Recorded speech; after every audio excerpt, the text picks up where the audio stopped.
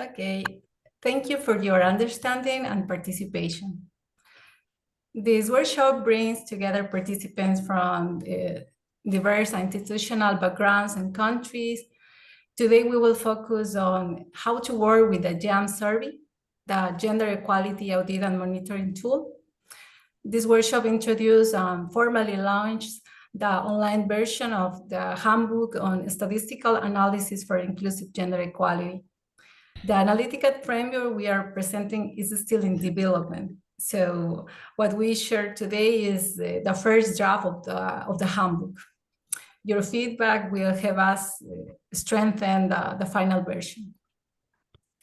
I will also like to take a moment to thank the institutions that contributed to the first draft of the manual: the National Information Processing Institute in Poland, the Institution for Bioengineering of Catalonia, IBEC in Spain, and the Municipality of Brescia in Italy. Your collaboration and insights have been vital to this process. Thank you for your support. Well, now where is our agenda? Let me share my screen.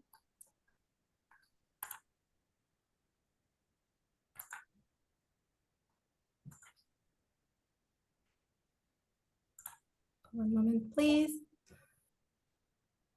Okay.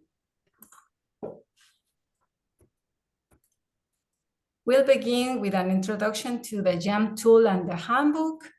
Then we'll move into part one, which introduces the statistical tools used to analyze gender gaps. In part two, we'll explore how GEAM data can support gender equality plans. We'll conclude with an open discussion, followed by final reflection and next steps. Before to start, just a few quick guidelines to ensure a good experience for everyone. Please keep your microphone muted unless invited to speak. Use the chat function to post questions during the presentation. If time allows, we will open the floor for questions after each part. Be respectful and inclusive in your contribution. And well, we hope this session be practical and relevant for your daily work, whether you are involved in research, policy, data analysis, or institutional planning. We hope this workshop gives you tools you can apply in your own context. So with that, thank you again for being here.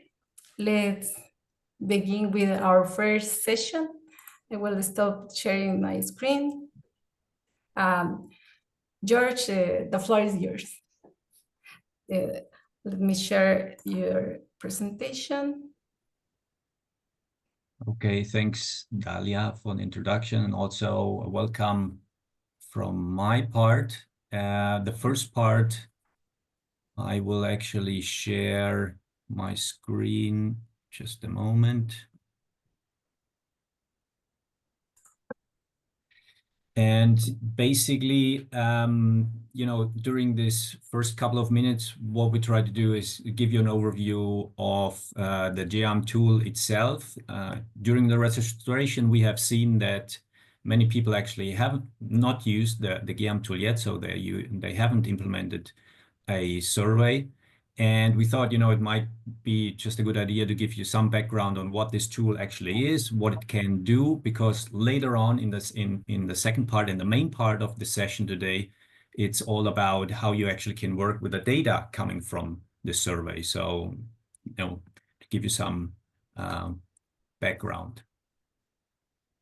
So the GEAM, basically in a nutshell, is comes from the idea that many equality practitioners working in universities or research performing organizations don't necessarily have a background in social science, and it's difficult to make a questionnaire and a survey that really produces high quality data, because that's not an easy task, and often the wheel gets reinvented. So we thought, when we started the ACT project, to develop such a framework which would ease this task.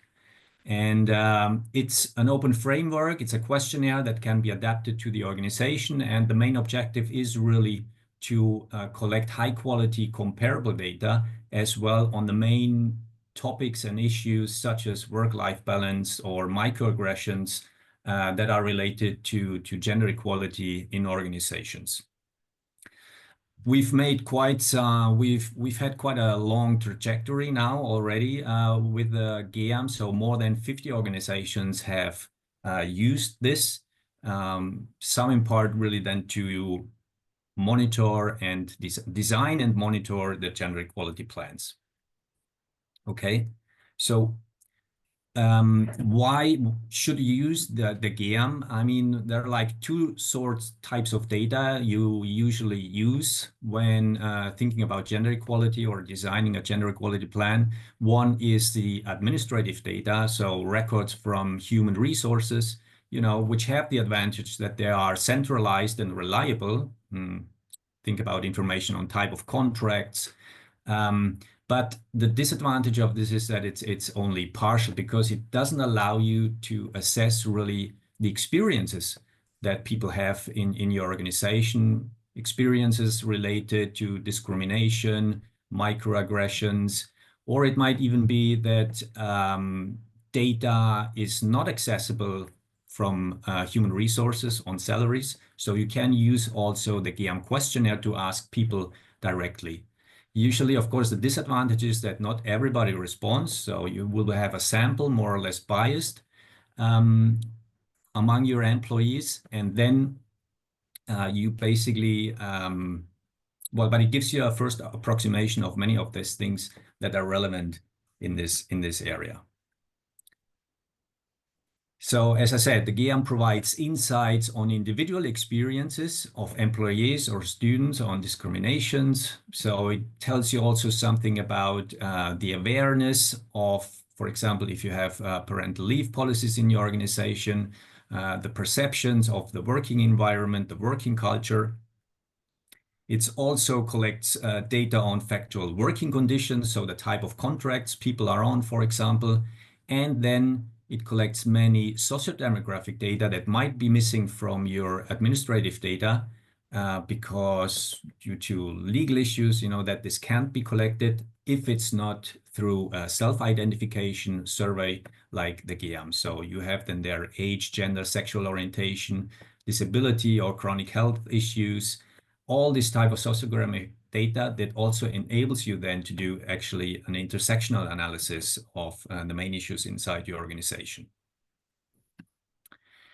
There are now two versions of the GEAM. There's the GEAM employee version 3, which targets mainly academic, but also administrative and all types of staff in a university or research performing organization.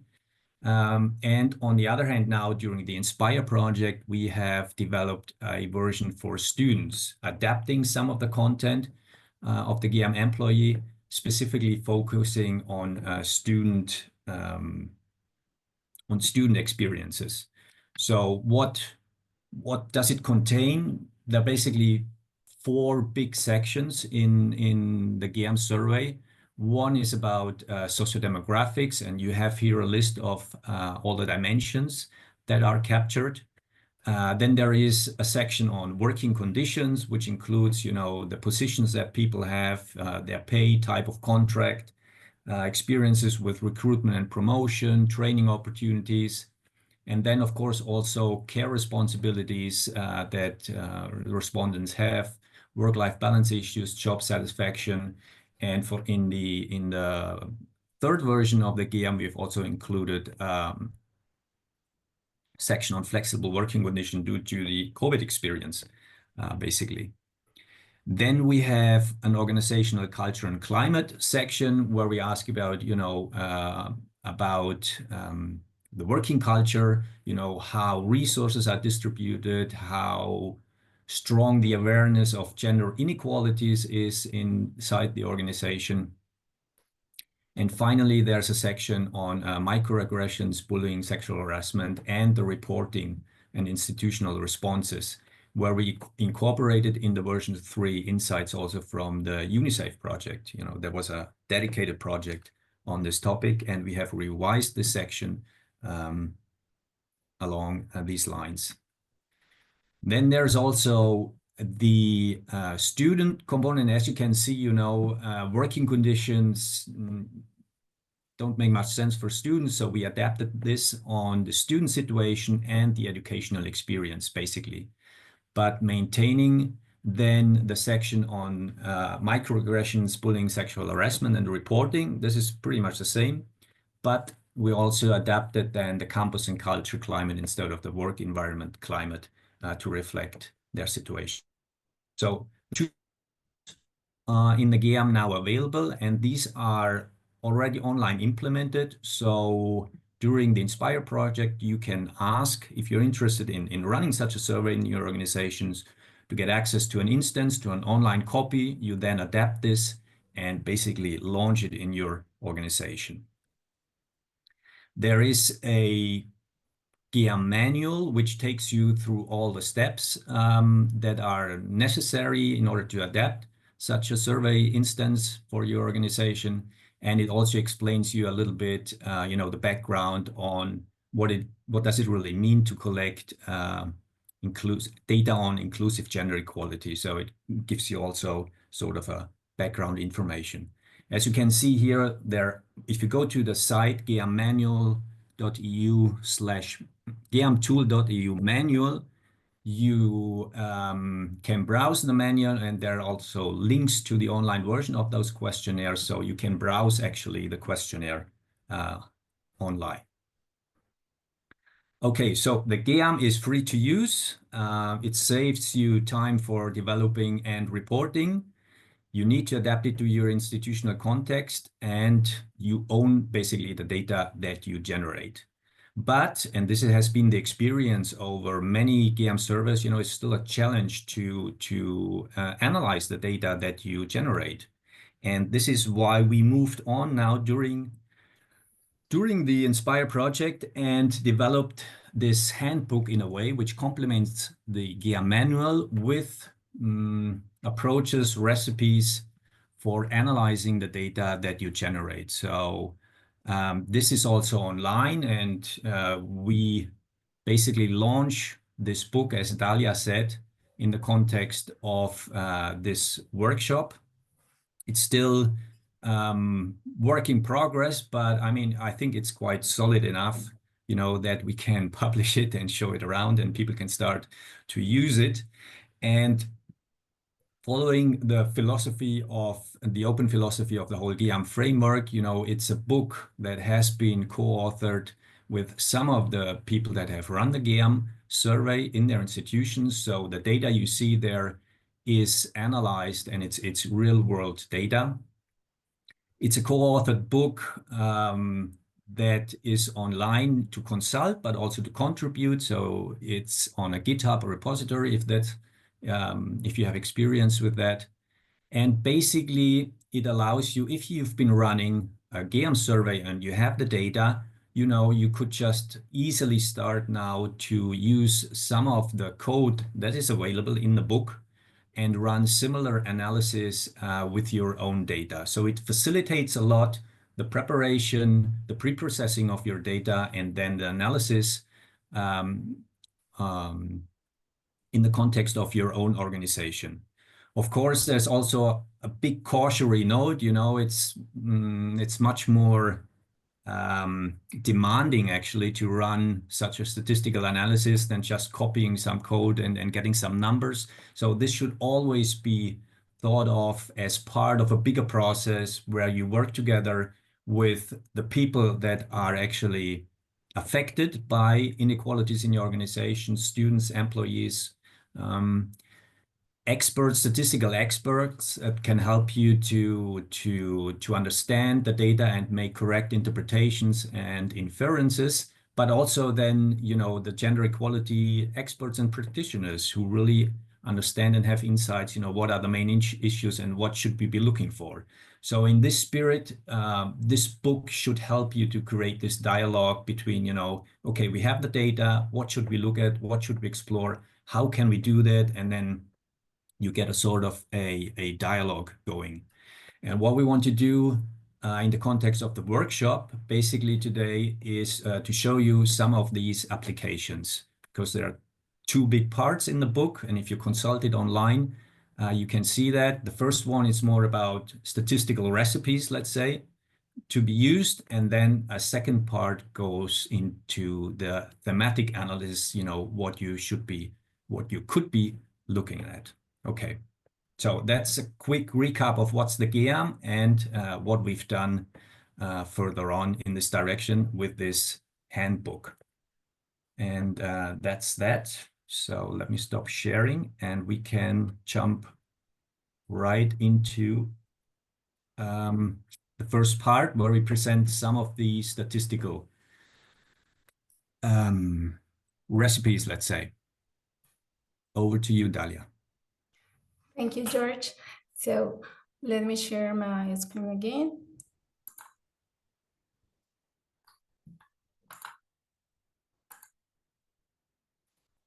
Okay. So hello again. And this is a short presentation, and I'm going to present the chapter titled "Detecting Gender Gaps" from the handbook. This session is a structure for the next following part.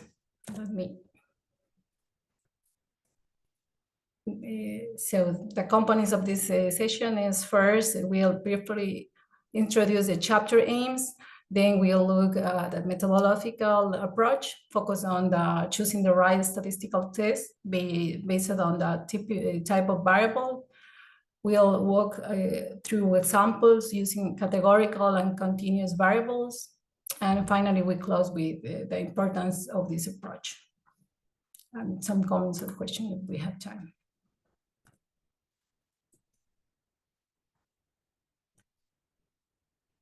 So, in this chapter, we provide a practical guide to identify gender inequalities. And for this, we use the GEAM questionnaire, for employees in this part. It focuses on the bivariate analysis to detect differences between women and men in the workplaces.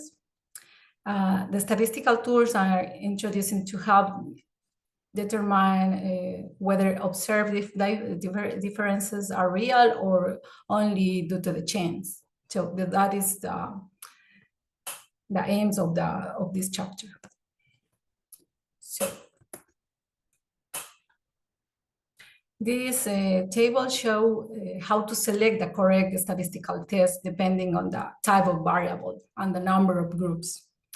Here you can see the dependent variable, and the independent variable depends on the research question. And this is the bivariate analysis, no? So for the categorical variables, we are comparing two groups with small samples, use Fisher-Sachs test. With larger tables, the chi-square test is appropriate, and the Kramer's-B can be used to assess the effect size. So here is just a summary with categorical variable like type of contract or budget position. We can explore the gender gaps. And for the continuous variables, or for continuous outcomes across two groups, we can use a t-test. For 3 or more groups, we can choose an ANOVA. For example, in the GEAM, we have the flexible work skill. So it's a continuous variable. And here, to analyze the gender gap between women and men about this skill, we can use the student t-test, but we have another dependent variable that is not the gender, that has 2 groups. We can use the ANOVA. For another continuous outcome, like job satisfaction, that is another scale that we have in the GEAM. And if we can introduce more factors, not only the gender, But with another factor like the education level, we can use the ANOVA, factorial ANOVA. So that is a summary that the manual has in this chapter.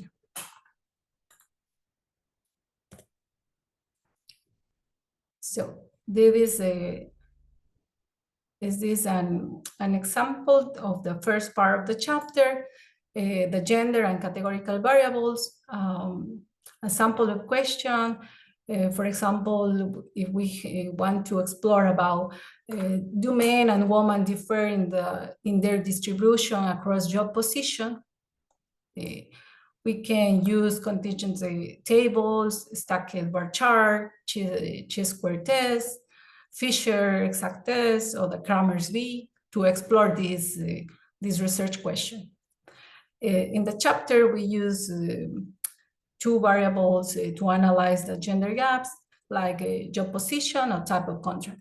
And here you can say the outputs of this kind of analysis with GEAM data, with categorical variables, and just with a bivariate analysis.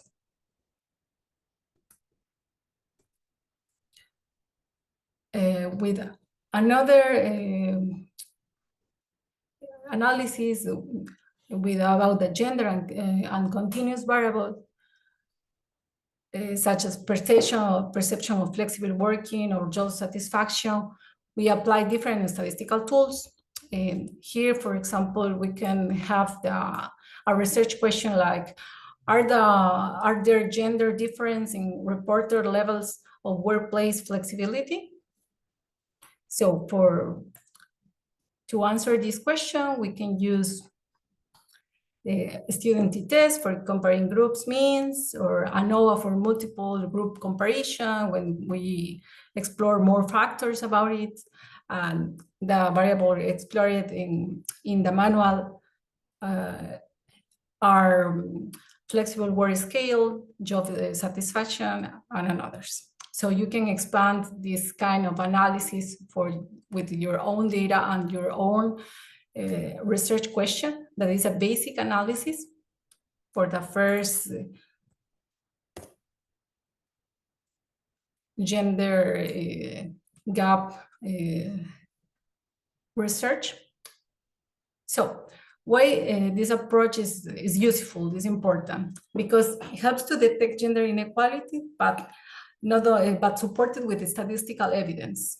It's not only to the chance. It also informs organizational decision-making and equity initiatives, and provides a foundation for more advanced multivariate analysis.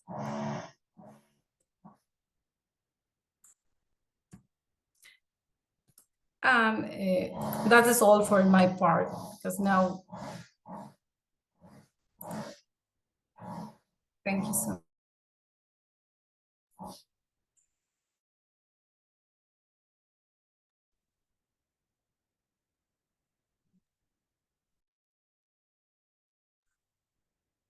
So we can go to the next part with Anna, longitudinal comparison. That is another chapter of the manual.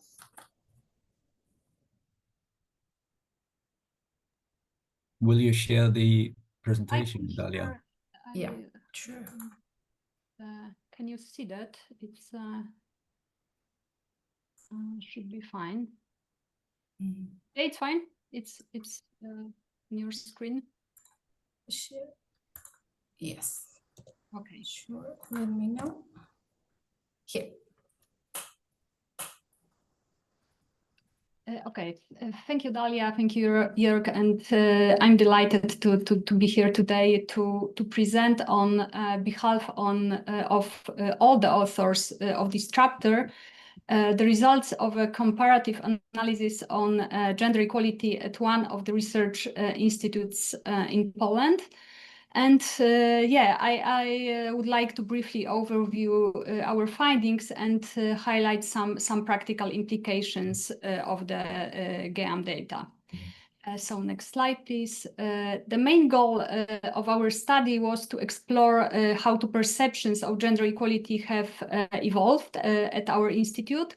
And I may add that the National Information Processing Institute in Poland specializes in data collection related to higher education and science, and we also develop IT systems for both sectors, and we also support decision makers in shaping data-driven policies. So we hire both researchers and IT specialists. We use the GEAM tool to assess workplace culture, gender equality practices, and employees' experiences. And the study was conducted twice, first in 2020 and then again in 2024. The context is important because, as we know, the COVID pandemic brought about major shifts in how we work, especially with the adoption of remote work and hybrid work.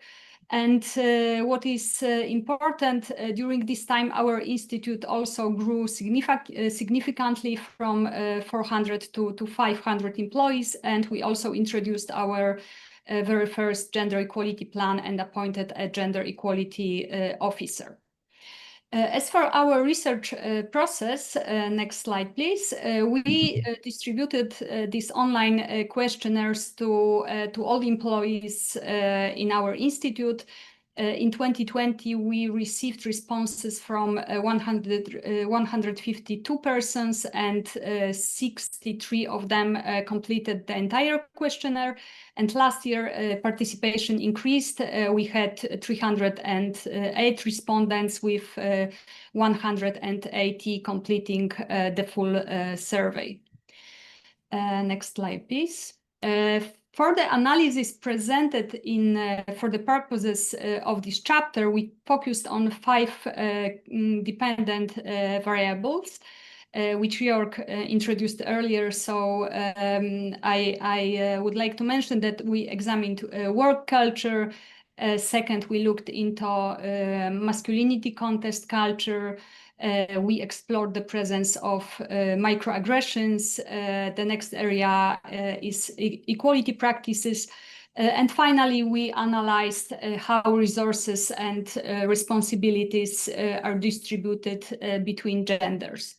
And by focusing on these 5 dimensions, we wanted to gain a comprehensive picture of gender dynamics within our organization. Next slide, please. As for independent variables, we took into account several demographic variables. It's gender, parental status, that is whether someone is a parent of or a legal guardian of children under 18 or not, and managerial status, comparing managers with non-managers. For the data analysis itself, we used mean analysis to track trends over time, and we calculated average scores for each group. And in addition, we conducted regression analysis to examine how the dependent variables were influenced by both time and categorical factors considered by us. Okay, now let's turn to the key findings, and one of the most notable results was the clear improvement in overall work culture and perceptions of equality. Actually, we see that between both years, employees reported a positive shift. We observed the increase in the number of employees who positively evaluate gender equality. In 2024, more respondents reported favorable perception, and it might reflect some recognition of the institute's efforts to promote equality. At the same time, our studies showed that despite the introduction of equality-focused initiatives, employees' views on the dominance of male norms in the workplace remained largely unchanged. And one of the more encouraging findings was a decrease in reported microaggressions, but we realized that this may be partly due to the shift to remote work, and it could reduce face-to-face interactions and influenced microaggressions. So we find this trend promising, but it's crucial to continue monitoring these issues over time. As you can see in the visual, perception gaps still exist. Women tend to rate workplace equality lower than men. Managers generally evaluate the work environment more positively, and interestingly, parental status has only a minimal influence on how equality is perceived. So when assessing gender dynamics, we see the need to consider multiple factors. Okay, next slide, please. And of course, we are also aware of the limitations of our study, and I want to thank Dalia again for your support on this topic. And one of the main challenges is the cross-sectional nature of data. We know that it captures responses at specific points in time rather than following the same people over the years. So maybe the changes we observe might reflect differences between groups rather than true progress. Second, our analysis may miss some underlying factors that affect perceptions, like department-specific cultures or some individual experiences, and this could potentially bias our conclusions. And finally, the statistical models we used often assume that factors like this gender, managerial position, and being a parent have the same effects on all respondents, and in reality they might affect different groups in different ways, and it depends on the roles or career stages or something like that, for instance.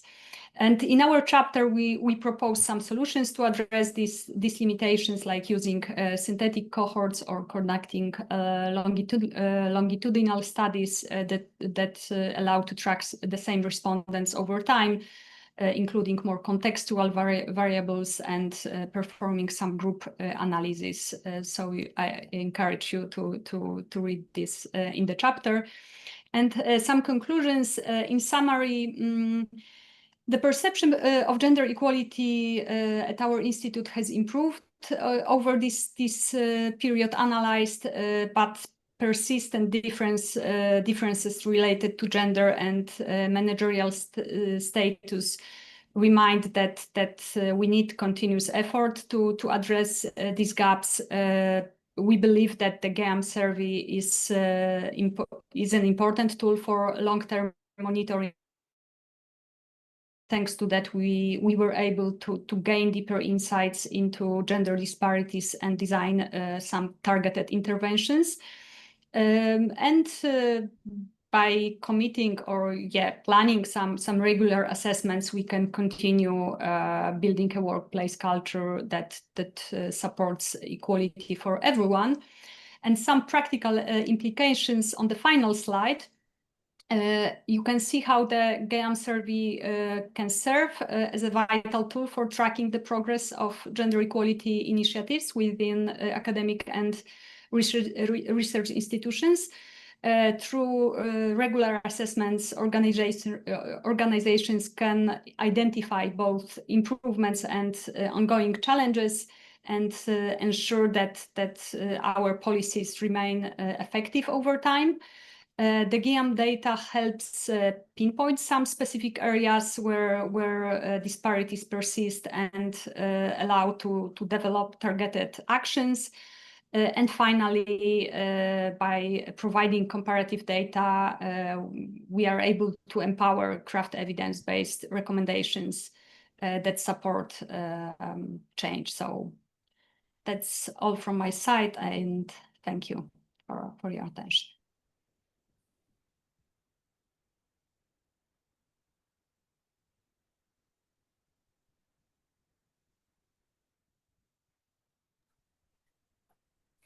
Thank you, Aina. And we will go to the next part of of the chapter of the handbook. Let me share my screen again.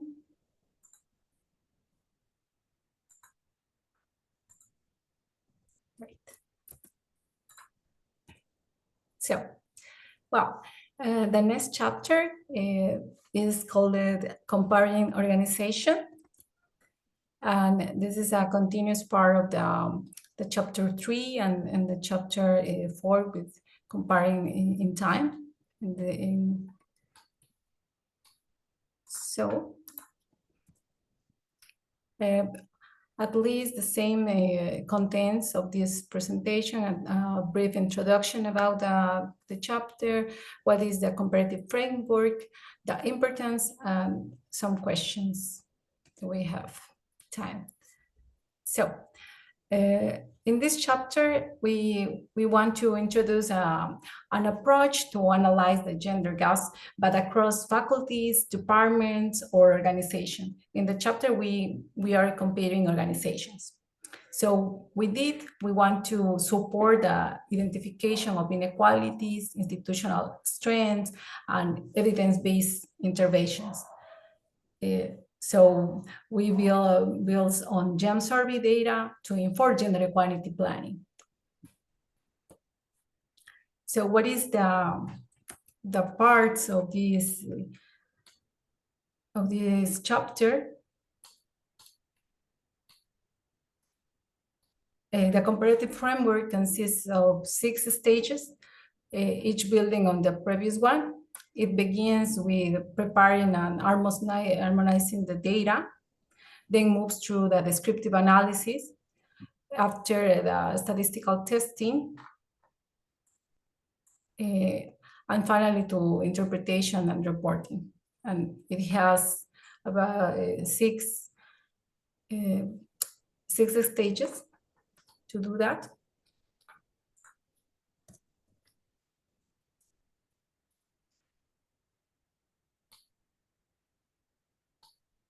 Today, we will focus on the stage 1, which has already been developed in detail, and briefly introduce the stage 2, where work is currently underway.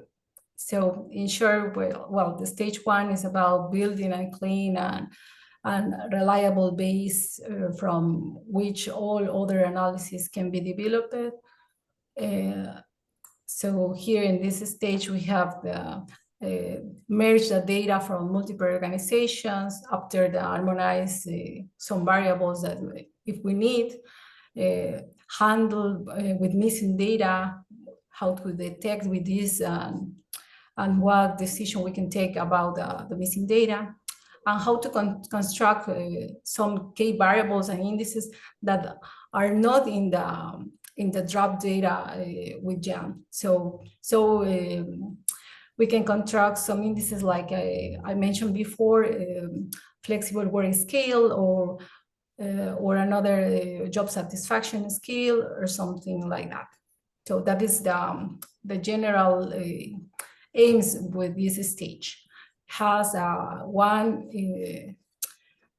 database with the multiple organization or multiple departments or units, depends on the research of analysis and the availability of the data that the institution has.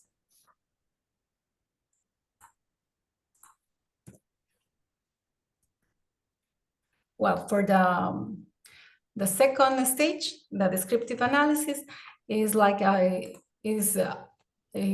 just generate a profile about the organization or maybe about the department of the one of multiple departments of the one of institution. So here we want to describe the characteristics of each organization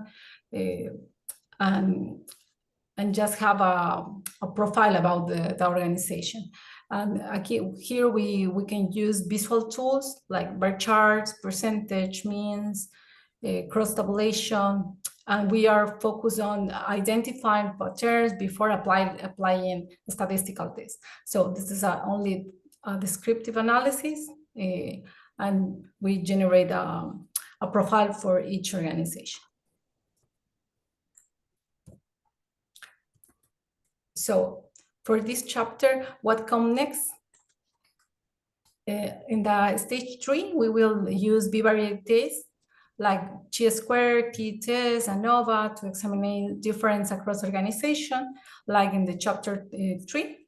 And for the stage 4, we'll introduce a just test comparison using interaction and control variables, a little more complex and multivariate analysis, not only bivariate.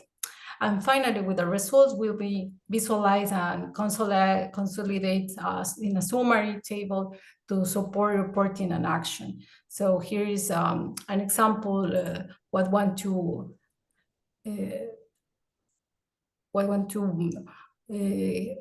produce after this analysis, a kind of summary table to compare different findings. For example, here we have the job satisfaction in different organizations, and about if there are a gender gap observed, and it is significant, not significant, or about the percentage of with the experience of harassment, and another kind of analysis with for comparing organization, departments, or units in one institution. And why this is important, useful? Because cross-organizational comparison reveals how workplace conditions shape gender inequalities. And here we can find differences in work-life balance, job satisfaction, organizational climate, discrimination. And also we can take good practices that may be transferred across faculties, department, or organization. So that is the overview of the chapter 5 that is in process 2. And thank you, and that's for my part.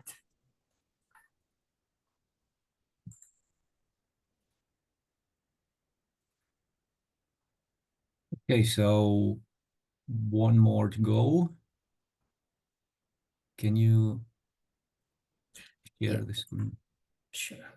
So we have now basically, the first 3 chapters. Well, there's actually one chapter that we didn't talk about, which is about just summarizing your respondents. Basically, that's also a chapter you might have seen online. So detecting gaps, that's a common task that you want to do when you start analyzing your GEAM data, to see just, how do inequalities spell out across different sociodemographic groups. We thought, one other thing, since we have now several organizations that did run the GEAM twice, is, you want to compare the results from the first round and the second round of the GEAM, using it for monitoring the effectiveness of when you implement your policies. One could be, since there are more than 50 organizations now across Europe that have done the GEAM, compare how your organization fares compared to another one. So this is what Dalia just presented. And we also now included one additional chapter on how to run an intersectional analysis with the MAIHDA approach. So if you go to the next chapter, because from the outset, to the next slide, please, Dalia. From the outside, the GEAM, as you have seen, collects a whole range of different socio-demographic data. So gender identity, sexual orientation, age, class, educational background, which you can then use to understand better, how these dimensions might overlap and relate to a specific outcome of interest, like job satisfaction or experiences of microaggression. And for that, we made a first step at adapting this multi-level analysis of individual heterogeneity and discriminatory accuracy approach, the MAIHDA approach. Impossible to pronounce, really, but which is sort of becoming, like they say, a new gold standard for doing these intersectional analysis, because it goes beyond the limitations of when you run a normal regression, with interaction and terms. And you can see, basically, if you find our chapter not as useful, I mean, there are now an increasing amount of other chapters that are tutorials, basically, on how to run those analysis and examine in relation to health inequalities, mental health, eating disorders, or also educational outcomes. So the last reference you see here is uses PISA data, for example, to analyze intersectional effects in educational outcomes. So overall, it's a quite interesting approach that we thought might be also applied to the GEAM data. If you go to the next slide, please. Just, very briefly, a word about intersectionality. So I think it's really important to understand that intersectionality, it's not just about, combining these 2 or 3 different sociodemographic variables in a new analytical approach, but you really need to get at the core of the issue, which are the power relations in your organizations and how these might shape, different experiences of inclusion, oppression, but also advantages of privilege and advantage in your organization. And for that, if you go to the next slide, it's really important, sort of to match up main dimension of intersectionality, which you see on the left side. It's about deconstructing, redrawing categorical boundaries that then map onto a certain element of your data collection. So this is about self-identification to avoid othering when people respond to your questionnaire. It's about power. So this relates directly to the purpose of your data collection. So when you do a GEAM, this should be informed by really understanding and having talked to, the employees or students in your organization to understand already from the outside a little bit better what are the main issues that we want to address and what is the data that we need to address these. This also relates to context and participation. So intersectionality is really about the geographic and historic context where these power relations operate. And this is what you need to understand by talking to the people inside your organization and involving them from the very outset. So it's not just, so to speak, the MAIHDA approach is a last step. Once you have done all that and you have your data, you also want an analytical framework that allows you to understand better how multiple dimensions then really interact and affect a certain outcome. Okay, next slide, please. As I said, I mean, the MAIHDA approach is described like a new gold standard for studying intersectional inequalities. It's not the only framework that's out there for doing intersectional analysis. There are others, but it's becoming quite prominent. And without going too much into the details, I just want to focus on 2 or 3 main ideas that doesn't make it look so difficult in the end. So the main ideas behind this approach. It's a multi-level model where basically individuals, employees, students in your organization are understood to reside on a first level, and then they are part of a second level, so the multi-level, which are intersectional strata. And I will show you how this works and how it looks like in a slide. As I said, it overcomes the limitations of traditional regression interaction-based modeling, where often the number of categories you can combine were problematic and really made it difficult to interpret your results. This is really, I think, much easier in this model. And to give you an example, in this tutorial by Evans and Lecky in this publication, they generated 384 intersectional strata. So by combining 2 categories for gender, 3 for race, ethnicity, 4 educational categories, 4 for income, and 4 for age, you get 384 intersectional strata, and you want to understand, which of these combinations is really affecting more severely a certain outcome than others. Okay, next slide, please. For the GEAM, we tried this out with GEAM data. So we had 635 full responses from the Brescia City administration, which we thought we could try out with this GEAM data. And we constructed here 12 intersectional strata. So 2 for gender, 2 for disability, and we constructed 3 age categories, junior, middle, and senior employees. And then you see on the left, how the respondents, the number of respondents are distributed across these different groups of people that you see. And we examined then how does this affect, are certain groups here more affected by the microaggression scores. So the microaggression score it's 11-item measurement scale, for example, asking about if colleagues have prejudices about my intelligence and abilities, for example, and people then get to score the answer there from never to often or frequently that you experience this type of experience in your organization. And when we go to the next slide,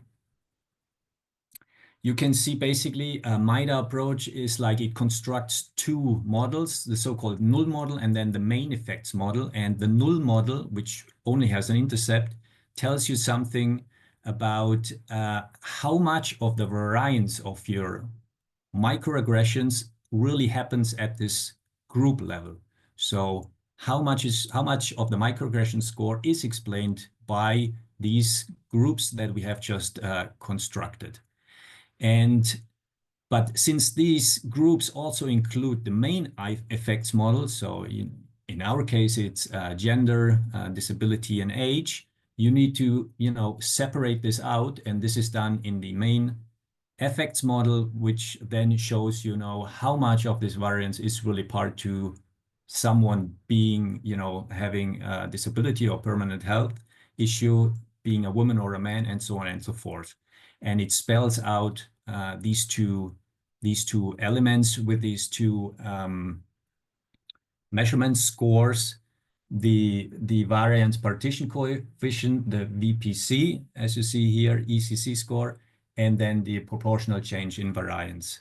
And yeah, you can read up on this on a little bit the more in-depth explanation in the chapter. And I think the big advantage of this approach then, which is important to see, is you can then rank a predictive model on, how much the different strata, again, you see them here, a woman has a disability and is in a junior, younger than 39 years of age, how these rank comparatively one to the other. So as you can see, the first 6 entries here, basically, the higher the microaggression score, all are related to disability, which was also indicated by the main effects model. If you remember, there was a significant effect for disability, but then it also is in combination with gender and age. So it gives you a quite good overview on how these intersectional strata really relate to your outcome of interest. And you can this also visualize, as you see on the right hand, the stratum rank in relation to the predicted microaggression score. And if you remember that others use like 384 strata, these types of visualizations and tables then make it really feasible at all to have a better look at this intersectional effects. Also, I would say usually already in this, we had 632 respondents, which is like for 12 strata, it was really like the lower limit, even though MAIHDA lets you deal better with these relatively low samples, small samples, sorry. Still, you need quite substantive response rates in order to carry out this analysis. So I guess it would be more effective if you really run such an analysis on a student survey, where you can expect, you know, where there are thousands of responses, and then you can carry out this type of analysis, which actually was also done. If you want to look at the UNICEF project, you know, they've run this type of analysis on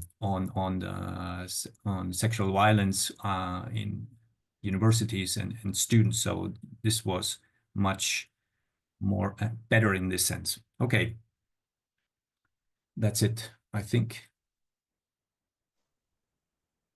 Yeah. Okay.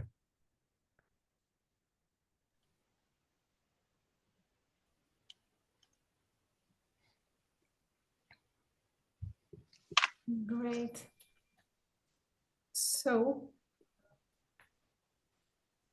we can continue with some questions. Maybe I have one question, I think, in the chat. Let me see. From Darius. Yeah. What is the approach to performing and interpreting statistical tests like t-tests in non-random samples? Yeah, that's my point. Well, thank you, Darius. Yeah, well, all the inference is supported with our random samples, but if you launch a survey, for example, the GEAM in online, you don't know if you have a random sample, we can use maybe a kind of weighted techniques to approximate the data to the real data. Yeah, but almost the majority of inference is basic in the random samples. Yes. Yeah. Yeah. So yeah. So what would you think about in the future, maybe promoting more Bayesian maybe approach to analyzing this organizational data? Because, you know, I have a case if we have, for instance, a sample of like 3,000 of participants out of 13,000 of which creates the population of the organization. And let's think about the difference about 1% difference between two groups. You are almost secure that it will be statistically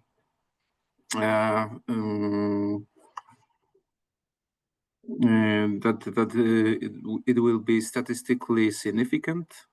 And so what's the point for making the test that we are sure that even small difference will be revealed to be statistically important? You know, I'm a bit afraid about this approach, how to convince people that it makes sense to use the traditional statistical tests on this data.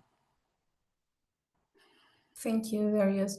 Well, we are thinking to develop another chapter with some combinations with not only the data from the survey, with another kind of data, with administrative data like human resources, so we can try to balance the results with a kind of weight to ponderate this data in order to obtain the real distribution of the population. So that is the most that we can do in this case. Yeah. Mm-hmm. I don't know. Great idea for the future. Thanks. I like it. Thank you. Thank you for your question. I don't know if George want to agree. Yeah, I mean, you know, you mentioned Bayesian approach. So, you know, this was our current step at how far we got. So any contributions in these directions are really more than welcome.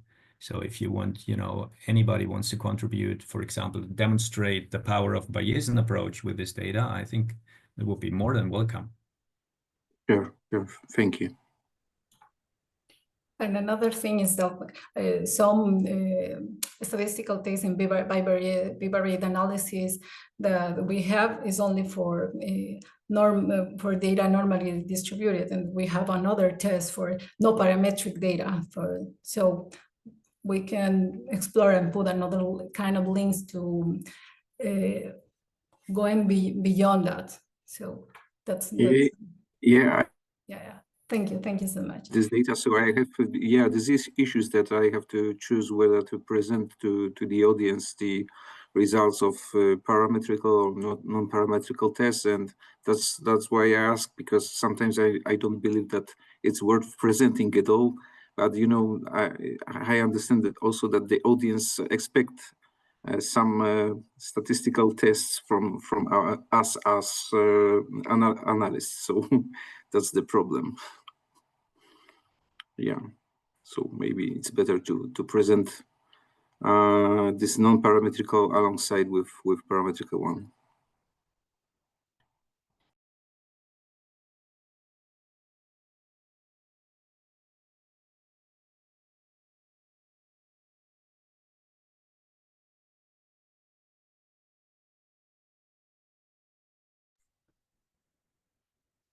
We have another question, Julia. Good afternoon. Thank you very much. It's not so much a question, just as a comment. I just really applaud everything you're doing. You know, I work in RCSI, which is in Dublin, Ireland, and we have about 1,400 staff, and we run an all-staff EDI survey about every 2 years. And for us to get a response rate of about 50% is fantastic. You know, that's roughly 650 odd, 700 people. And I think we've been on a journey over the last few years, just getting people comfortable with disclosing information about themselves, and you know, building up that rapport and trust and continued assurance that this, you know, we will maintain the anonymity of respondents and everything, and taking care for not reporting numbers when they're less than 5, for example. So I just think like huge kudos to everything you're doing to take it to that intersectionality step, because in Ireland, which is, you know, increasingly diverse, but largely white people are working in RCSI, so it's very easy to quickly identify somebody if you're not careful. And I think, you know, we are embarking on doing another EDI survey next January and starting to put in the groundwork for our approach to the analysis and the questions and everything else that we're going to do. But it's really helpful to see these examples, and I hadn't heard of the MAIHDA model before, so I need to go read up on that. But you know, if anything, it's a conversation starter, you know, for organizations, and even just like looking at simple things like, you know, you don't even have to do fancy statistical analysis, just compare men and women or people with disabilities or not, you know. I think we're all on a journey, and Inspire has made great progress, and thank you for hosting the webinar this afternoon. I really appreciate it. Thank you, Julia, for your comments. And maybe we can add that possibly there will be a chapter about conducting GEAM in very small organization, because I think, yeah, as you said, it has some also challenges in such a situation, as you said, about data anonymity and possibly. So yes, hopefully we will have such contribution also coming soon to the manual. So.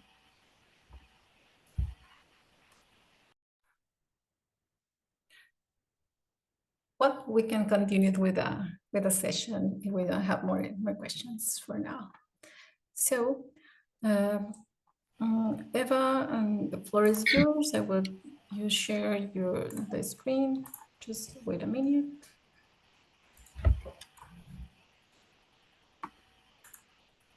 Of course. Okay.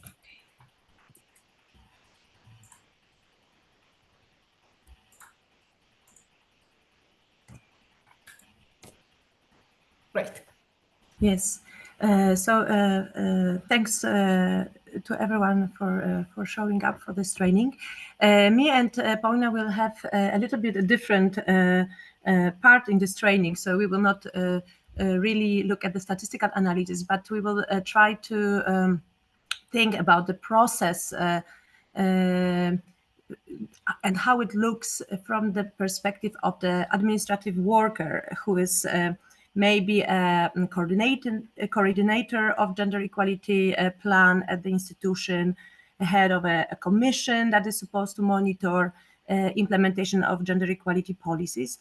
And we have experienced while working on the GEAM and with the GEAM for some years that sometimes having the data in your hands might be overwhelming, because there is on one side those different statistical questions and methodological questions, but on the other also sometimes the GEAM has been conducted. We know the situations that it was conducted by a person who is not a sociologist or statistician, and but still wants to inform the policies with the data. So we try to look at this process from the perspective of administrative person and see what will be the steps for supporting such a process that GEAM will be useful for the gender equality plan design and also revision, also monitoring its process. In general, we have really analyzed GEAM and looked at the gender equality plan eligibility criteria. And we can say that the GEAM, from the perspective of an institution, is quite well fitted to monitor gender equality plans.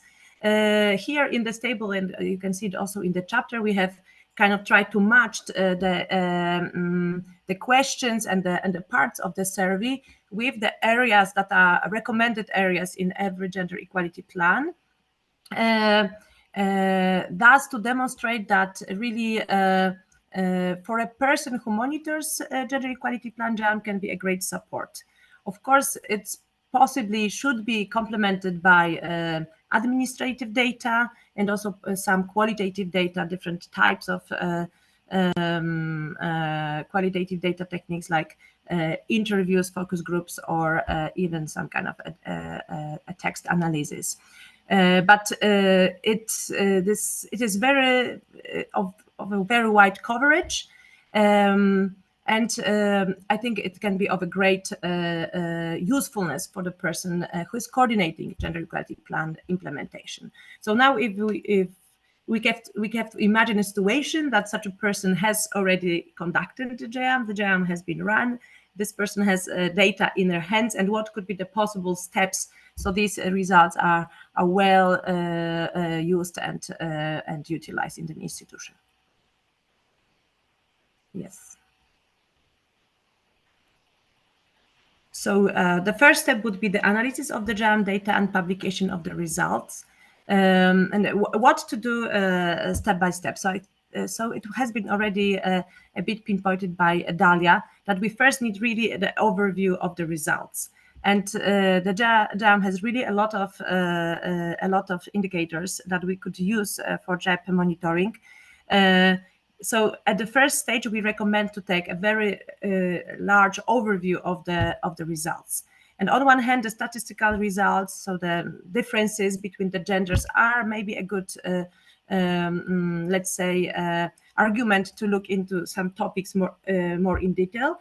But you can also look at some of the statistics from the perspective of your institutional needs, of your institutional challenges that you're facing, and concentrate some of the analysis further on selected areas. So I think the first step really for a person who has GEAM in their hands is to overcome, let's say, this abundance of data, which can be overwhelming, especially for the person that it's not a statistician or a sociologist. But I agree also with the opinion that was mentioned before, that really the first overview doesn't have to be very complicated. It can be simply really an overview of the differences between some of the categories of our employees. And still they can already be a good base for the publication of the results and of some public presentations and of the discussion on selected topics. We recommend as well to select 2 or 3 topics that really each institution, which are important for the institution to analyze in depth. And these can be connected to the areas of the JEP that we are implementing. It can be also the topics that are of interest of special stakeholder groups that we are working with, or of some working groups that are being often set up when you are implementing the gender equality plan. And the fourth step, it's monitoring of change. If we have more than one GEAM, we can also compare results in time. Let's go to the second step. But it's not it's just, let's say, the first part, because what's really important is the usefulness of this data for planning interventions, for planning programs, modifying some activities that are being run in our institutions. And really to understand this usefulness of the GEAM data, we believe that after having the data analyzed, it's really important to involve stakeholders of diverse types. So it could be, on one side, special groups, organizations that are functioning in your institution. It can be administrative workers as a subgroup of the employees. It could be early career researchers that often the research shows they have specific needs, and with them discussing the data and designing interventions, I think it's crucial. It also gives them, let's say, the ownership of the results, and also allows us for interpretation of some differences and seeing what's the reasons or the processes behind some disparities, for example. Designing interventions, the second part, it should be and could be informed by GEAM, but what's, I think, critical is to already at this stage to look for indicators that would be useful for monitoring of the progress and of the outcomes of the gender equality plan implementation.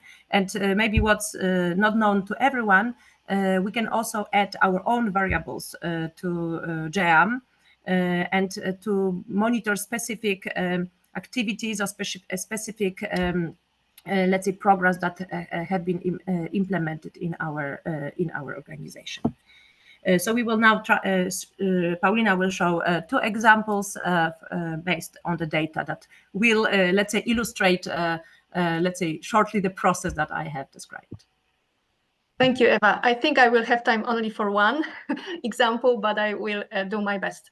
So in the chapter, we develop examples which demonstrate how GEAM results can inform activities within the JEP, and we use data from an exemplary higher education institutions, and here the GEAM was run twice, in 2020 and then in 2025. So the first example relates to various aspects of perception of gender equality at the institution, and the results look at the data for 2020. The results of GEAM then revealed much room for improvement. So, for example, while most people were confident to report incidents of bullying and harassment to the Equality Office or their immediate manager, still considerable proportions of employees, like from 1/5 to even 1/3, lacked any confidence to report them to the indicated persons or entities. Since 2021, as I wrote beneath the graphs, the institution has implemented several actions. Firstly, new equality body was established with competencies on considering cases of unequal treatment and bullying and harassment. The JEP was implemented with various measures, and information campaigns on the competences of the new equality body and on the GEM were launched. The results of the GEM survey run in 2025 suggest that these measures were moderately effective, let's say. Visibly, less employees than in 2020 declared total lack of confidence in where to report their concerns. And also more people declared confidence, both fair and complete, in reporting them to an equality body or a manager. Next slide, please. This improvement is also confirmed by the partial results of the second question on perception of gender equality, where people declared if they know whom to talk to, if they have concerns regarding gender equality. So the proportion of respondents who did not know where to go in such cases visibly decreased from 48 in 2020 to 27% in 2025. But at the same time, the shares of employees perceiving deeper or more sustainable effects of the implemented activities did not increase substantially. As you can see, there was no increase in the proportion of respondents who agree that men and women are treated equally in the institution, and also that their institution is responsive to concerns about gender equality. Only the institutional efforts to promote gender equality became somehow more visible. So we can say that we observe some improvements in this data, but there is still a need to undertake some measures. And the data suggests that this could include setting clear pathways or procedures for reporting unwanted events, increasing reliability and transparency in considering cases of unequal treatment, bullying, and harassment, which could help to increase employees' trust within organization. It is necessary also to address organizational culture, which still is declared to include discriminatory practices. And also there is a need to better communicate the implementation of activities regarding gender equality and job implementation. So to refer to what was said before, also to better tailor the activities, it is necessary to further analyze those data along gender and other social demographics to give insights into and address potential gaps in the perception of gender equality, and also referring to what Ewa was talking about, and to better involve those groups which are affected most in those process to the process of implementing the GEP. So within the chapter, we develop also a second example on training opportunities, but I think we can, for the sake of more time of discussion, we can skip this this example, as I can see that we run already the time. Thank you very much.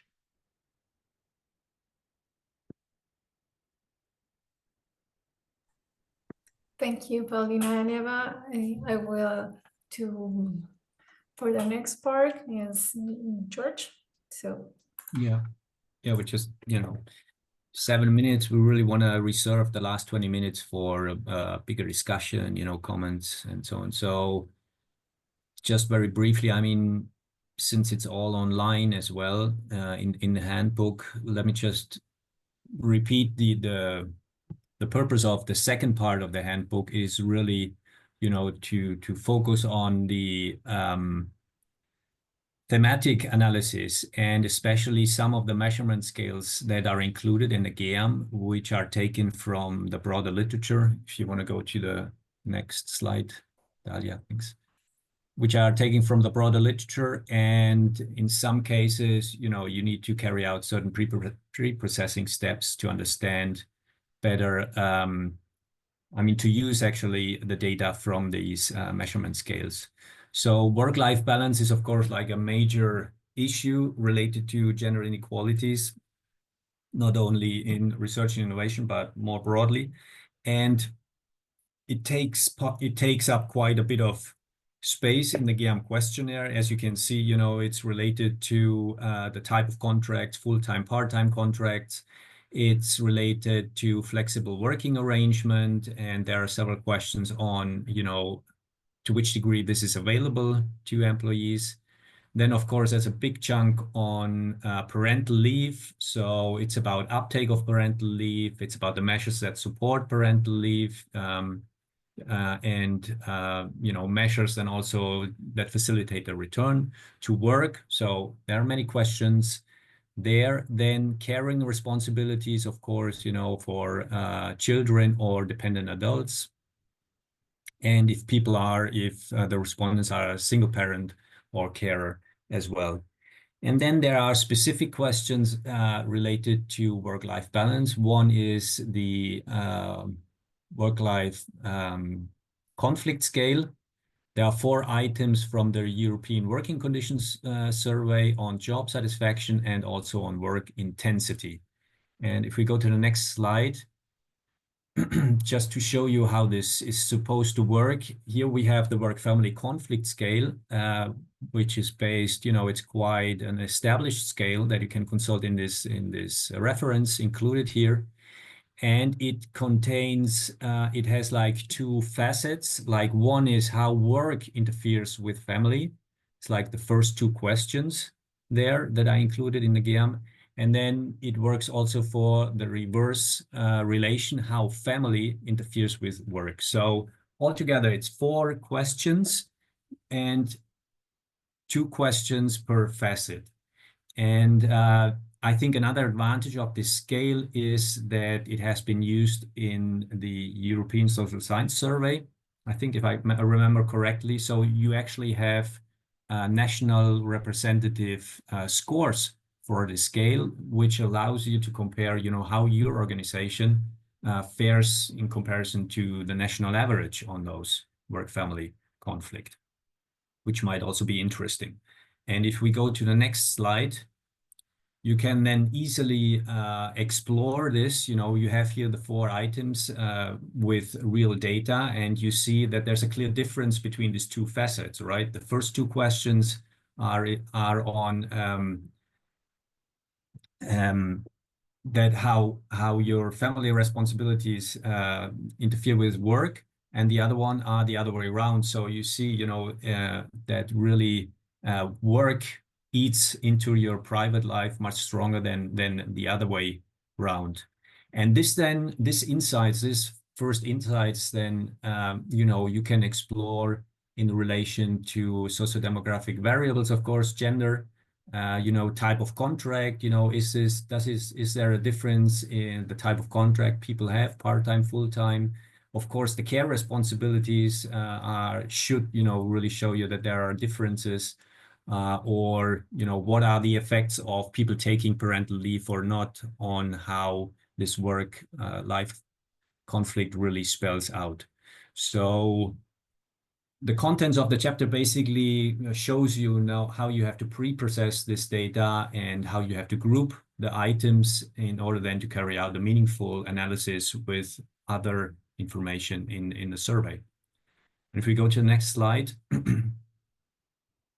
the same happens for culture and climate. This is chapter 9, where we have included several items as well, on perceived discrimination, preferential treatment, and then also the broader working culture, where I just want to highlight, if we go to the next slide, the masculinity contest culture, which Anna also referred to, which is a quite interesting scale that captures, if we go to the next slide, please, Dalia, that captures to which degree, masculinity norms are pervasive in your organization.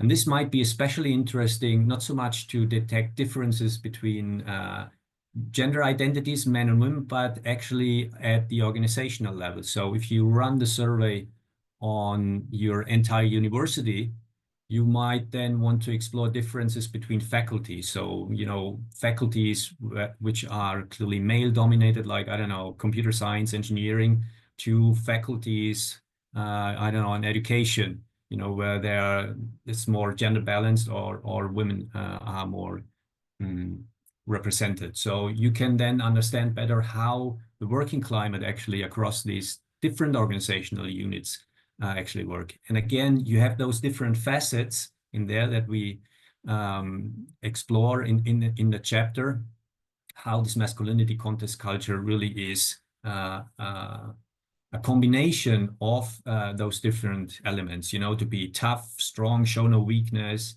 to really be in good physical shape. Is it a very competitive environment? Dog eats dog. So I think this is also a scale that is actually gaining quite a lot of traction because it correlates also quite strongly with experiences of bullying and microaggression, you know, toxic environment, and so on and so forth. So I think it's interesting to see how that is the case. Again, you know, it's the same approach. Then you explore a little, and we give you some hints at how you could use them in further downstream analysis. Okay, I think that's it, or at least I want to stop here, because then we really have now 20 minutes to open up the discussion to everybody. There's one chapter which is still missing, which is precisely the chapter and scales that we're using for the microaggression, sexual harassment, bullying. This we still have to write, and then I think you know, it's very important chapter, and it's also important because we then update what we took from the UNICEF project. So this is still forthcoming. Okay. Thank you, George. And now the next part is the open discussion with experiences and needs. And Eva could be moderating this part. Thank you.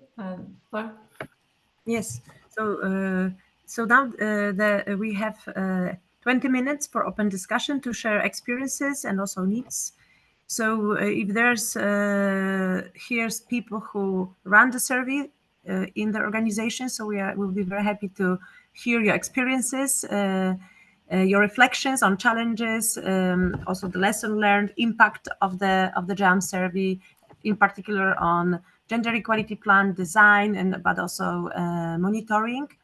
And if you have any ideas for further cooperation or also contribution to the handbook, so we are open now to gather diverse voices. So you're very welcome to contribute.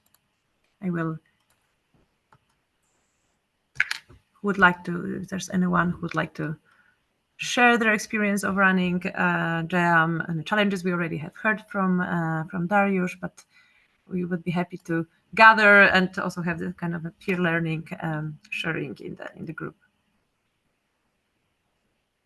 Also, any questions are welcome as well.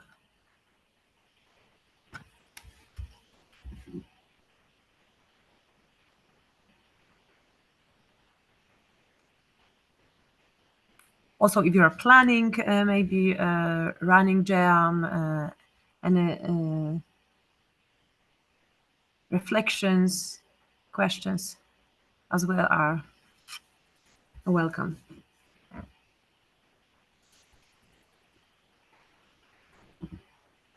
Okay, Dariusz. Yes, Darek.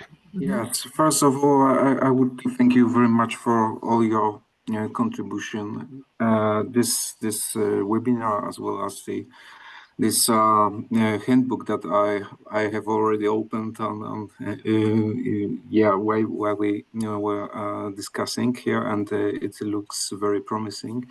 So thank you for this work. And maybe one reflection that I would to share with you, that it would be probably beneficial to maybe promote more webinars or promote some statistical insights, or very, very preliminary steps to analyze those data.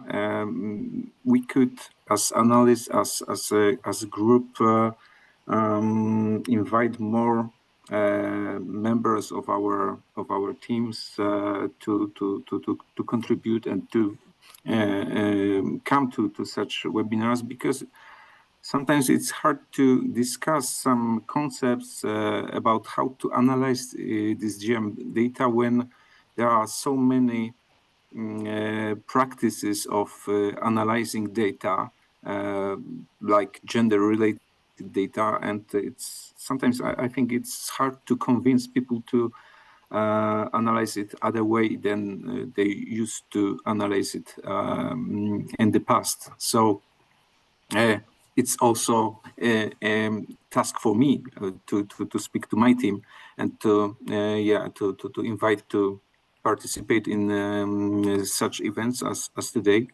But I don't know if you also feel it would be necessary to invite more people, more team members, and give them some glimpse how it works. Thanks. Mm-hmm.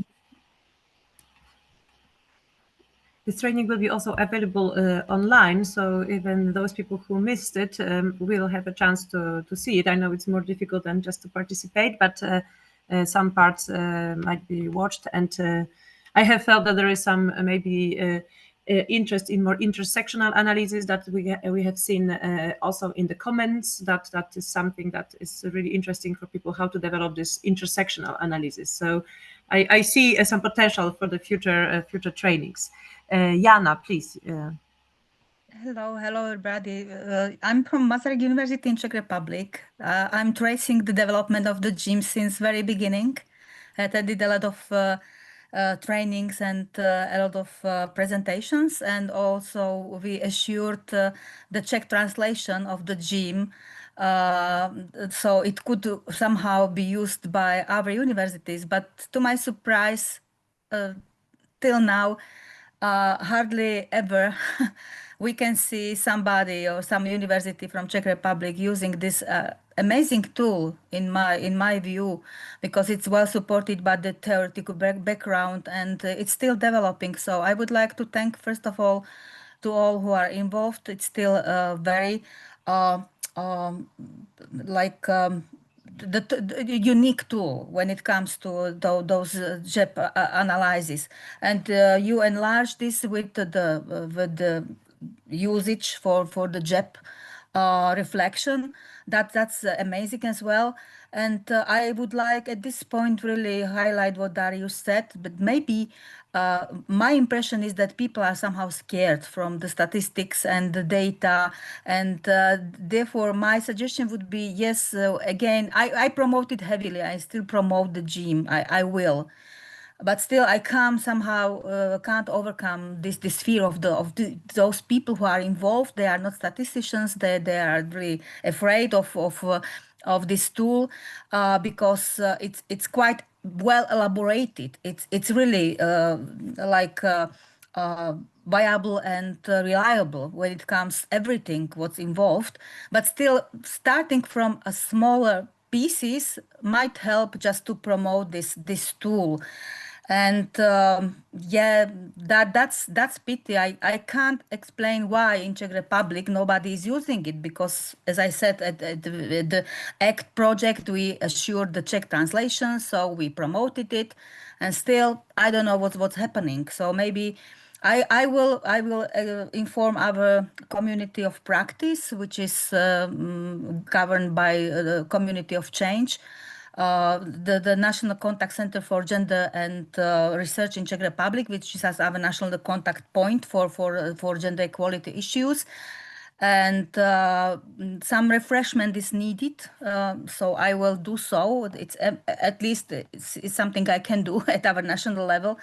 But still, what Darius mentioned, and you, Eva, as well, that's really crucial and important. Just starting from less and just to show maybe the examples that are not so sophisticated might help just to maybe overcome that fear which is there. And yeah, I still believe that that's a great tool, and I see this as a viable way how to maybe somehow approach or extend the utilization of this tool. So thank you very much, all of you, because that's really always a great meetings with you and great inspiration. And I always feel guilty. Why am I not able just to do something in Czech environment or expect what I did already? So I'm really sorry for you and for me as well. But thank you all. Thank you. Yes, that's a very important point. I think that you mentioned that some people might be scared, and this is for this reason we wrote the chapter. And also for I think the version 2 of the GEAM, there was an automatic report, and we were working in ACT for Gender Equality Community of Practice, JNC, where GEAM was run by people who were not sociology statisticians. So they were very happy to just receive this automatized report of just main frequencies and some, I think it was mostly gender comparisons, yes? And that was really like 60 pages, and they felt really that they had the data, and they were very surprised, you know, how simple it is. So, and it appeared very useful for many of them. So yes, maybe this kind of more mission, no, more saying that it is like it is feasible, yes, something like this, yes, that's important. Kathy. Yeah, well, hello everyone. Well, I'm from the Institute of Bioengineering of Catalonia, and actually I'm one of the persons who at the beginning was, we are not really familiar with the statistics because I'm working in the HR teams, but we have applied GEAM survey for 2 times, in 2020 and in 2023-24, we can say, but we work this kind of survey, of course, with researchers who help with this kind of statistical process. For us, it was really insightful because it gives us information, the comparison process. It was really interesting. It's the second time we have applied, but also we realized that there are a lot of things that you need to do in the when you are using this. I mean, we need to change many questions in order to try to be aligned with the previous one, in order to have our own essence, we can say, as institution. So there are also, we receive this information, but for us, it's like the feedback that I have received is that it's a very big survey, as everyone knows. So a lot of people didn't finish all of the question, of course, and none of them, well, some of them were mandatory, but none of them, not all of them. Also for us, it's interesting because there is a part, for instance, of work-life balance or parental questions, and we try to use the result of the survey, of course, but we need other information that are more, you know, it's not perception only, but also data, like completely data we have as HR team. So this is something that we need to align between the information we receive of the GEAM survey, but also with the other analysis that we have, like quality survey or, you know, data of HR team, HR people, we can say. No? So, but it's, for us, it's a really useful tool. It's, for me, was the first time using in 2023, and it was really, well, for me, easy to change, to ask, to see how we cannot use this question. So it's something that helped us a lot, but you have to think that in the next time, of course, we will make some change still, because there are some questions that we cannot apply again for our own reality, we can say, no? But yeah, this is something to take into account. Thank you. Olga, please. Hi, I'm Olga. I'm from University of Veliko Trnovo, and I'm part of Open EU, and I'll be responsible for our inclusive gender equality plan. And sorry that I missed the beginning of the workshop, but I couldn't understand at this moment, is this GEM2, can we upload it? Because this is the first time that I heard about it. And it will be great if we have the chance to use it in Bulgaria. Yes, I can answer that. It is a free tool, and you can apply for an instance, and you will get access to setting up your own survey. Yes, everything is written in the GEAM manual. I think the link is in the chat for the GEAM manual as well. No, for the GEAM analysis, so someone could put it for the GEAM manual as well. It's GEAM tool manual, yes, at the end. So you can also read about this, how to set up an instance. But it's very good news. Yes, I think. Let us know how it is going. Yes. Thank you. Any other experiences, thoughts?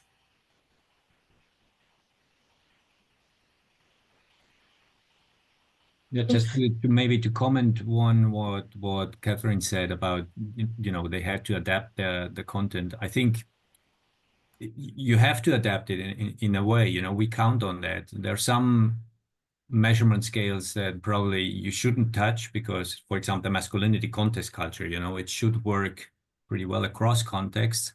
But then there are other ones like, the parental leave or anything doing with type of contracts and stuff like that, the positions that people are in, the job categories. I mean, this needs to be adapted. And I think if it's still useful in the sense that, you have a base from where you start and then you really make it workable in your own context, I think that's fine.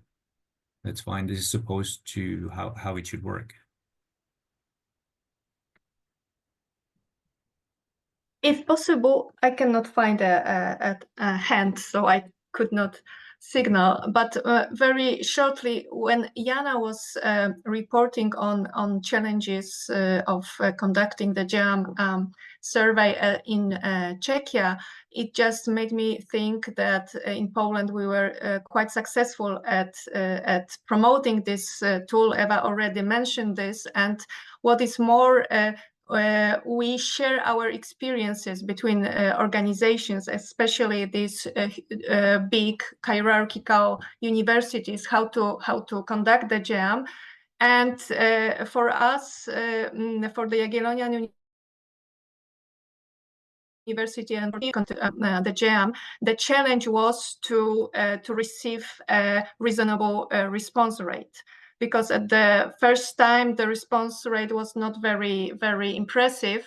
And we just used some hints from our colleagues from other universities, how to increase the response rate without challenging the sense of anonymity between the respondents, because it was one of this fear that was addressed to us, whether people are safe when they are answering those questions within questionnaire. So it's also important to gather and to share hints how to practically run the GEAM. For us, it was this tip was quite helpful. We engaged the rector authorities to send out the invitation to the survey, and it somehow worked because twice as many people as in the first wave of the GEAM answered the whole questionnaire. So yeah, I wanted to share this our knowledge that we implemented in the second round of the GEAM. Thanks. In fact, in the chat, we also have this question, how difficult it is to get a significant number of members of the organization to complete the questionnaire. So maybe if any other person has some hints how to encourage people to take part in the questionnaire, but it seems that also the questionnaire gains a kind of a status, becomes more known, and the second edition gets more responses, as I understood already from a few cases. And there is also one more question, approximately how long does it take to complete? So who ran recently the survey, maybe you want to share this information. Was the average time for the completion of the survey? I remember that it was written, I think, about 30 minutes in some kind of invitation. Yeah, I counted that, and in our case, and it was approximately half an hour, so something like that. Yeah. But I mean, it's also, I mean, we've been discussing this because it's really big. Yeah. I mean, we're aware of this. So in a way, maybe we could think about, not include everything in a first wave, or, have a thematic focus when you do it once, and then the next time, you put the focus on something else. which makes it made a little bit difficult for the comparison, but it might bring up your response rate. So you could just delete whole sections, whole measurement scales, because to a certain degree some of these overlap as well. So it's not set in stone, everything. Yeah, and it's also important that we could analyze not only full questionnaires, fully completed questionnaires, but particular questions. And Jörg, you suggested that some important parts and important questions should be moved at the beginning of the questionnaire, and I find it also helpful. I had one more thought to share about this this question, why no Czech institutions are using the survey. I thought, and we've been discussing also in the team about a more comparative approach and how to move from just conducting survey in our institutions to some more comparative analysis and see the differences between institutions and see how this comparative analysis could be more getting more advanced. So that's something also in front of us. So if anyone is interested in the comparative analysis between institutions, we try to do it in the run of 2020 with this JC community. It was not we only compared it, let's say, by hand, so having these different reports and certain indicators rather than doing analysis on the whole sample of different institutions. But it was already very valuable, and it was a basis for constructing a policy brief with our reflections on this data. So we think there is a real potential of doing some more European-wide analysis. In particular, if we get more institutions and we have really more ambitious and wider data from different contexts. Yeah, and Jana wanted to. Yeah, thank you very much for the comments. They are very valuable. And my question is whether or not do you have within the Inspire project a capacity, for example, just to give some presentation for Czech audience. I would like to organize this with our National Contact Center for our community of practice. If there is a space, or whether you would have time just to maybe present, because as I could see the progress since 2020, it's very different. There are a lot of practical examples, and especially this connection with JEP, it's very important. So I would like to do my best just to organize maybe some meeting, but it's up to you. I don't know how engaged you are, and whether or not you have a capacity just to share with us some your knowledge and experience. That's a question. I think we are very happy to share our knowledge and contribute to meetings, especially of some larger communities, and to encourage people to use GEAM. We are trying to do it in different events we are in, so any invitations are very welcome. Thank you very much. I can see that our time is finishing, so we have some, if there's maybe the last comment, anyone still would like to join? Laura and Julia. Okay, so we have two closing voices. Great. Hello, everyone. I represent the municipality of Brescia. I don't know that here are there other representatives of municipalities attending, because I heard just from academic and research environment, I think. And I wanted to ask if there are other institutions or public bodies here which are local or government entities, and how many have run the GEAM so far. And we had, as Dr. Müller know, because Dr. Müller, and I want to thank him and all the group, helped us a lot running our GEAM. We had a big surprise because almost 700 colleagues answered. So we had a lot of data. Maybe in our case, we didn't have the knowledge for going very deep into intersectional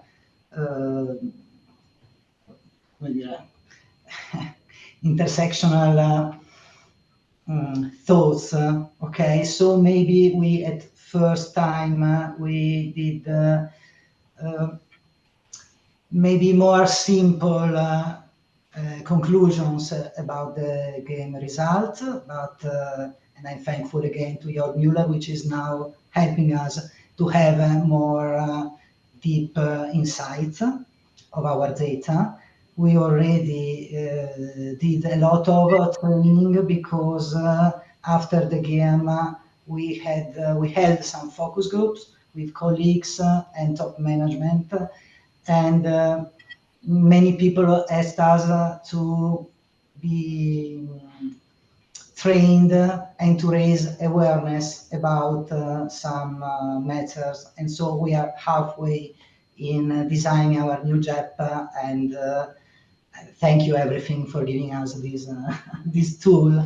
And I would like to share experience with similar entities. Thank you very much. So are there any non-research entities here?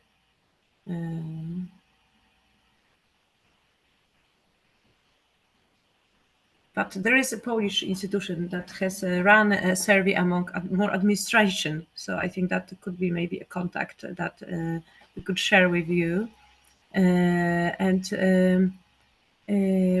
Julia, you were the second person to speak. Yes.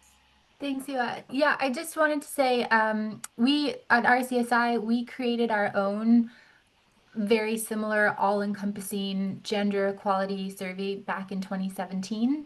And we've run the survey, I think we have 5 or 6 years of data.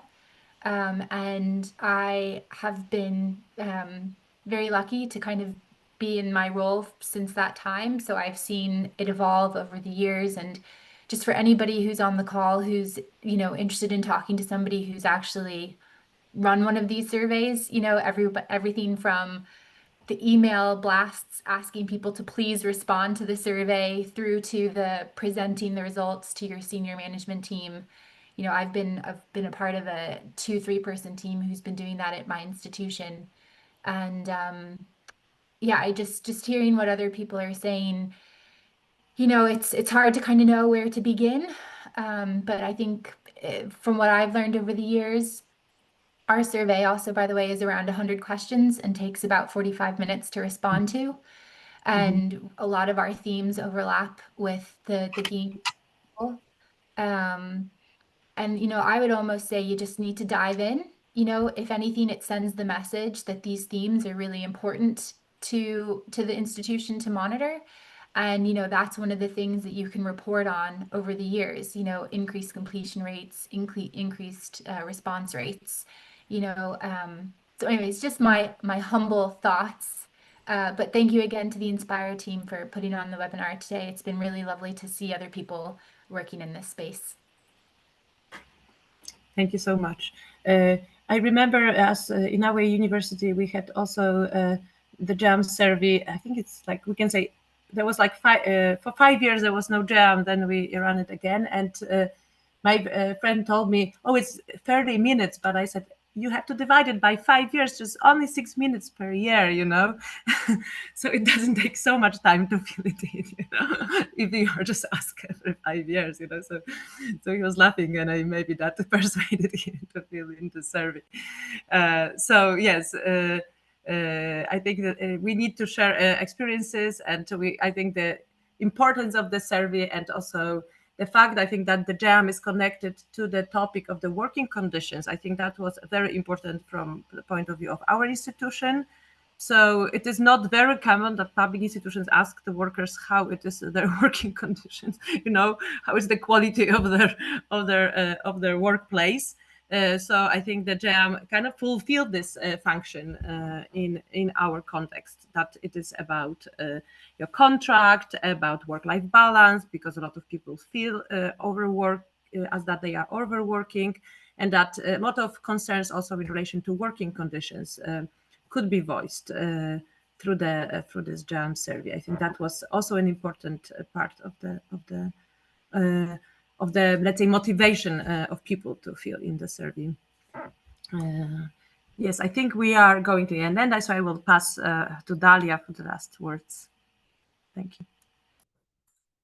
Thank you, Eva, and thank you, all of you. As we come to the end of today's workshop, I want to thank you again for your time, your engagement, and your commitment to advancing gender equality through evidence.